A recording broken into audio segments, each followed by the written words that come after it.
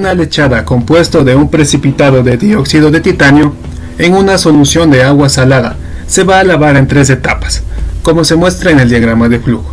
Si la lechada de alimentación consiste de 1000 libras sobre hora, de 20% de dióxido de titanio, 30% de sal y el resto de agua, calcúlese la alimentación de agua de lavado de cada etapa. Supóngase que el 80% de la sal alimentada a cada etapa sale con una solución de desperdicio. Se operan las etapas de manera que la lechada de salida contenga una tercera parte de sólidos, y en cada etapa la concentración de sal en su solución de desperdicio es la misma que la concentración de sal acarreada con la lechada de salida de la etapa.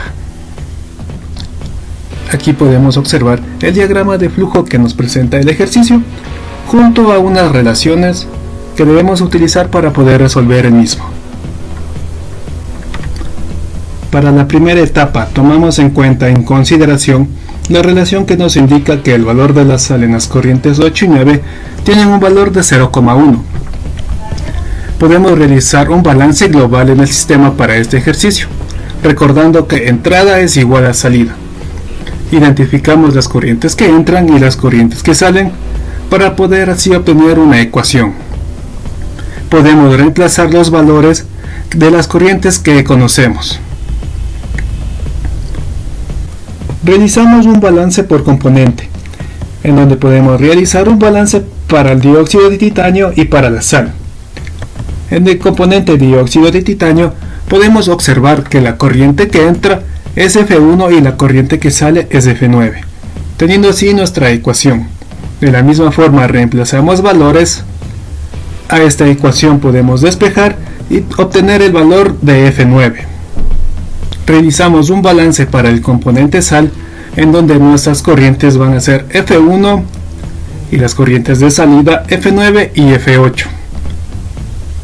Reemplazamos estos valores, despejamos nuestra ecuación y podemos obtener así el valor de F8. Ahora podemos realizar un despeje en la ecuación del balance global para obtener así la siguiente corriente.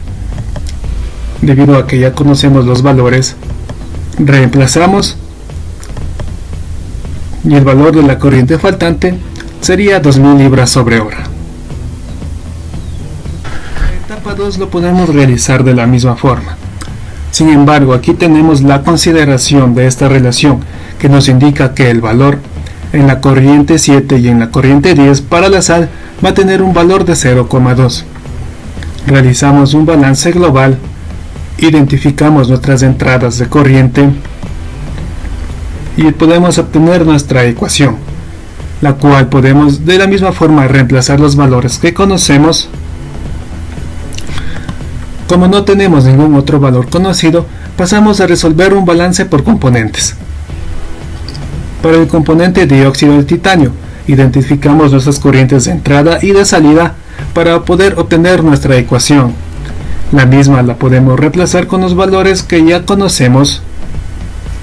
A esta ecuación podemos despejar la corriente F10 y nos dará un resultado de 600 libras sobre hora. Pasamos a realizar un balance para el componente sal. Identificamos nuestras corrientes de entrada y de salida que contengan este componente. Una vez identificados, podemos reemplazar en esta ecuación los valores que ya conocemos. La misma podemos despejar para obtener el valor de la corriente F7.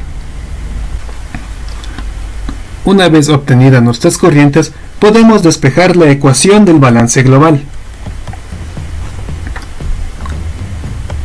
Despejamos F3 y reemplazamos los valores de las demás corrientes. Resolvemos la operación y tenemos el valor de F3. Para la tercera etapa tomamos en cuenta que el valor de la corriente 6 y el valor de la corriente 5 para el componente sal tiene un valor de 0,04. De la misma forma realizamos un balance global, identificamos nuestras corrientes y reemplazamos valores que conocemos. Continuamos con un balance por componentes. Identificamos nuestras corrientes de entrada y de salida que tengan el componente dióxido de titanio. Una vez identificadas estas corrientes, podemos reemplazar con los valores que ya conocemos. A esta ecuación podemos despejar para poder obtener así el valor de la corriente F5.